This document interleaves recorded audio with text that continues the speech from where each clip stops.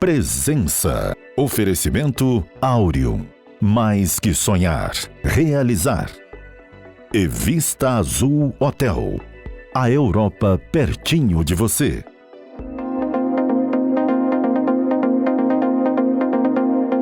A conversa hoje é com um empresário que teve uma experiência administrativa a partir do qual ele se inspirou a viver a política no seu cotidiano, na sua realidade. Eu me refiro ao ex-secretário de Desenvolvimento Econômico e Trabalho do município de Viana, Rafael Otaiano, empreendedor do setor de revenda de combustível, com quem a gente passa a conversar agora. Rafael, você fechou recentemente um ciclo na gestão pública e certamente tem já a sua experiência, a sua pegada de empreendedor da iniciativa privada com esse setor que você atua. Como é que você compara o desempenho nos dois setores, a vida nos dois setores? Muito diferentes, mas primordialmente iguais. Iguais pelo seguinte, dependem de pessoas. Depende do gestor, do líder, quanta energia ele coloca e o que ele é capaz de articular para os recursos poderem se transformar em entregas e resultados. A diferença é que na iniciativa privada isso é mais rápido, é dinâmico. Você eventualmente vai mandar no seu negócio ou na sua equipe que você tem toda a liberdade. No poder público isso envolve muito mais articulação que você tem que fazer, tanto para os recursos quanto para as pessoas. E aí conseguir reunir isso leva muitas vezes mais tempo. Acho que essa é a diferença e semelhança que existe. Exige paciência, então. Paciência com prazos, paciência com a pegada, com o ritmo das coisas. Paciência, mas com energia. Porque se você for muito paciente no poder público, as coisas não acontecem. É a referência que a gente tem. Que no poder público se fala muito, engambela demais e as entregas não são feitas. Como vem da iniciativa privada, é o contrário. O resultado, a entrega é o primordial. Essa é a referência que a gente tem para buscar. Você veio da experiência também interessante que o município de Viana desenvolveu, que foi essa... Quando você foi secretário de desenvolvimento lá, você foi secretário de desenvolvimento econômico e do trabalho, e a pasta foi retirada da área da assistência social, onde tradicional e secularmente ela fica. Foi transferida à área de trabalho, a pasta de trabalho foi transferida para a área de desenvolvimento. Isso foi uma sacada do prefeito? Foi a sacada do prefeito e eu realmente tenho que parabenizar o prefeito Anderson, porque quando ele fez isso, muda a perspectiva do trabalho. Se você imaginar a assistência social, está muito ligada àquelas pessoas em situação de vulnerabilidade, que estão ali recebendo muitas vezes algum tipo de benefício social. Então o emprego para essa pessoa seria o ponto máximo que ela vai alcançar, imaginando que ela está saindo de uma necessidade social. Já quando você traz a pasta de trabalho para o desenvolvimento econômico, a gente imagina que a qualificação e emprego é só o início da jornada da pessoa, que vai trabalhar numa empresa e crescer ou também pode vir empreender. Então você muda essa perspectiva, muda a cultura pela qual todas as suas iniciativas passam a ser feitas. E de uma certa maneira, essa mudança, quando você está sintonizado com as demandas potenciais do município, a partir da descoberta das suas novas vocações, como está acontecendo lá agora com logística, né? Ela tem vantagens comparativas excepcionais na Grande Vitória. Você também muda e aprimora o perfil qualitativo da mão de obra, né? Com toda certeza. Essa foi uma das mudanças que a gente fez também. O fato de eu ter vindo da iniciativa privada e na época eu presidia anteriormente a Associação dos Empresários faz com que eu conhecesse a realidade de dentro, a real demanda que os empresários tinham de trabalho, de emprego. Então eu já sabia qual era a necessidade e trouxe esse ajuste para dentro do poder público, fazendo com que as qualificações fossem muito mais objetivas. De fato, qualificando as pessoas para a oportunidade que existe e não qualificando as pessoas para uma esperança de um dia conseguir um emprego que nem é demandado. Ou seja, a partir da realidade mais concreta, objetiva. Vai ter essa demanda, você tem uma perspectiva de ocupação imediata. Exato. Porque no final das contas, Eustáquio, as pessoas elas querem viver a realidade do resultado que o poder público pode entregar. Se não tem a percepção de valor na própria vida, a pessoa acha que o poder público não está fazendo nada. Então, quando a gente pega e ajusta a qualificação para o emprego, a gente diminui esse gap, esse tempo da pessoa se qualificar e conseguir um emprego. Então, ela percebe que o curso, de fato, teve valor na vida dela. Se ela faz um curso e não se emprega, para que ela fez o curso? Então, não é isso que a gente quer passar para as pessoas, né? Tá. Foi a experiência da gestão pública que te inspirou a buscar agora a atividade política formal? Desde garoto eu tenho essa vocação. Eu brinco, quando eu fazia natação num clube aqui em Vitória, me chamavam de deputado aos 8 anos. Então você já imagina o que era esse presságio. Mas depois que eu edifiquei a minha vida, fiz faculdade, trabalhei em iniciativa privada, empreendi, eu percebi que o poder público é determinante para o sucesso ou insucesso de toda uma população. Porque da mesma forma que muitas vezes ele atrapalha, ele pode ser um vetor de desenvolvimento, quando ele faz as políticas públicas corretas, atacando a realidade e a necessidade social. É isso que eu acredito. Você, no caso, você vai postular que cargo público? Esse ano eu venho como pré-candidato a vereador de Vitória. Vereador. E você tem exata noção do que de fato um vereador pode fazer, compete fazer? Com toda certeza. Para limitar suas promessas? Desde a aprovação do orçamento público e decidindo aonde esse dinheiro vai ser investido, até numa sequência depois verificando como e se esse dinheiro tem sido investido. Segundo, fazendo debates públicos daquilo que é necessário para as pessoas. Então não adianta só o vereador querer ser aquele cara que fica de bem com o prefeito para poder inaugurar a pracinha. É preciso entender quais são as carências que existem para as pessoas, a realidade, e ir lá cobrar do poder público. É para isso que ele existe, para representar as pessoas. Então assim, ele precisa estar do lado do povo, e não necessariamente da administração. Ele vai estar do lado da administração quando for algo correto, quando for para parabenizar. Mas via de regra a gente sabe que hoje existe uma carência e demanda que simplesmente não é feita e ninguém encara. Rafael, esse é o mundo ideal, né? Na prática, por exemplo, você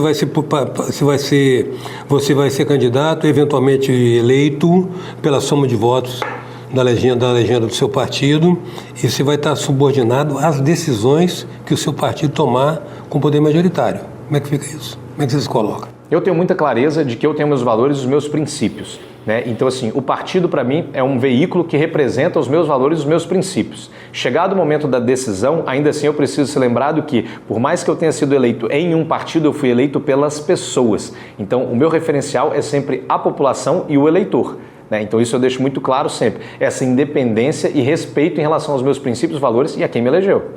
Então, isso aí está colocado claramente. Se a posição sua discordar com a do partido... Prevalece o que eu acredito. Prevalece o que você acredita. É uma declaração temerária, ousada, disruptiva e inovadora no que diz respeito à nossa cultura política prevalecente. Você sabe, né?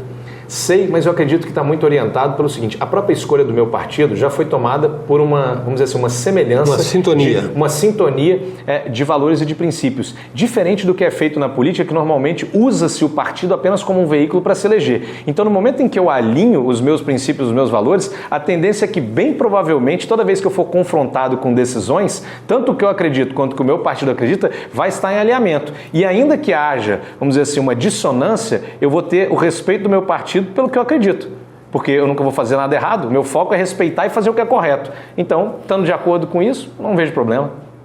Tá. Você se insere bem no recorde das pessoas que sentem o chamamento da política e entram realmente buscando melhorar seus contextos. Normalmente se decepcionam porque o jogo é pesado e as opções que se lhes oferecem ou aderem ou são cuspidos. Então você está disposto a criar uma terceira via, que é de se fazer impor, fazer prevalecer seu sistema de valores, né? E não transigir em relação a isso. Eu tive a experiência de 11 meses no poder público, fiz entregas e em momento nenhum foi necessário que eu abrisse mão do que eu acredito e nem fui submetido a nenhum tipo de jogo político. Mas o mais legal é que, de fato, as redes sociais, elas nos trouxeram uma outra realidade, Eustáquio. A todo momento eu estou com a cara para as pessoas, tudo que está sendo feito, meu dia a dia, as pessoas acompanham. E política acaba sendo a equivalência de poder e status. Então, à medida que eu demonstro tudo aquilo que eu faço, se é correto, as pessoas vão reconhecer, então ganha-se status. Qualquer pessoa que queira exercer poder com relação a mim, ela tem que entender que ela vai perder em alguma etapa, porque ela pode querer fazer algo errado e eu não comungo com isso. Então, nesse viés das redes sociais, trazendo transparência, é onde eu acredito que, estando do lado do povo, quanto mais olhos me olhando, mais garantias eu tenho de manter o caminho certo. E assim, e não me render às pressões que podem vir a acontecer. Entendi, mas na verdade é aposta numa postura nova como fator de diferença, né? Diferença na nossa cultura política. Se eu não ser mais do mesmo. Se eu não for capaz de, ao longo do tempo, aprender com os que vieram antes de mim, os seus acertos e os seus erros, corrigindo os erros e aprimorando os acertos, o que nós estamos fazendo aqui, Eustáquio? Isso é o que deveria orientar toda a reflexão de um candidato logo quando ele se elege, né? Logo quando ele se elege ou quando ele se dispõe a ser candidato. Até que qual é a proposta? Efetivamente, né? Qual é a proposta? E, infelizmente, a prática política recorrente, você vê que a própria palavra política, ela foi amesquinhada, ela foi reduzida e se tornou quase como um termo pejorativo, subtraindo a dimensão maravilhosa que ela tem como arte de promoção do bem comum. Com toda certeza. Em 2014 eu escrevi um artigo, 10 anos atrás. Você imagina, eu tinha 28 anos. Eu escrevi um artigo, esse artigo foi publicado no veículo de comunicação aqui do Estado, onde eu falava o seguinte: o que os jovens vão determinar para a política? Porque nós temos jornalistas que nos inspiram, nós temos empreendedores que nos inspiram, nós temos pais, mães, nós temos uma série de pessoas que são referência. E na política? Na política existe um vácuo de referências e é justamente aí que eu falo. A tendência é sempre o filho querer poder dar orgulho para os pais, é um aluno querer dar orgulho para o seu mestre ou para o seu professor. E na política? Cadê essas novas pessoas chegando para poder orgulhar a população? Então está na hora da gente romper essa barreira e realizar, porque está posto, que dá para fazer, dá. Se eu conseguir fazer em Viana, que dirá em Vitória, que é uma cidade que tem dinheiro, tem população grande, tem informação, né? Então os recursos estão postos. O recurso já não é mais problema, agora o que falta é a vontade política. E isso eu espero trazer. Em política se diz que tão importante quanto ser conhecido é ser reconhecido. Você tem agora, nós mudamos agora os prazos do calendário eleitoral, né? O prazo de campanha é um prazo relativamente curto, né? Então você tem todo um tempo de plantio e semeadura, que é a pré-campanha, né? Você já está com suas propostas mais ou menos delineadas? Já estamos, e o mais legal é que a gente tem escutado bastante as pessoas, porque o que a gente tem percebido é que nessa dissonância, esse afastamento da política, ele costuma acontecer não só um afastamento das pessoas, mas um afastamento da realidade. Então, como os problemas estão postos, os potenciais estão postos, a gente tem justamente agora se ancorado em mostrar para as pessoas quem é o Rafael, da onde ele vem, quais são as competências que ele tem, mas principalmente o que ele pretende realizar na cidade de acordo com aquilo que as próprias pessoas falam, que elas sentem no coração e que elas veem todo dia. Né? Não tem que inventar, a gente tem que reconhecer e partir da premissa que a solução ela existe. Então vamos correr atrás e vamos entregar. Você está acolhendo uma pauta que vem da comunidade, você não está impondo, você não está propondo uma pauta à comunidade. Nem posso ser esse cara, até porque se eu pretendo ser vereador, representar as pessoas, eu preciso estar aberto para o debate, escutar as diferentes opiniões e veja, muitas vezes de pessoas que têm pensamentos até diferentes dos meus, sobre aspecto ideológico, sobre aspecto de ideias, mas eu tenho que saber realmente fazer um liquidificador disso e trazer solução. É o que se espera de mim como político e como um futuro vereador. Até porque está na hora de acabar com essa história de que democracia é boa quando concordam comigo, né? Exatamente. Né? Mas você tem alguma ideia que já levanta como bandeira, além dessa... Você está propondo aí como nova grande ideia a postura disruptiva de um candidato. Mas você tem algumas ideias mais, assim, objetivas no que diz respeito ao trato de Vitória? Com toda certeza.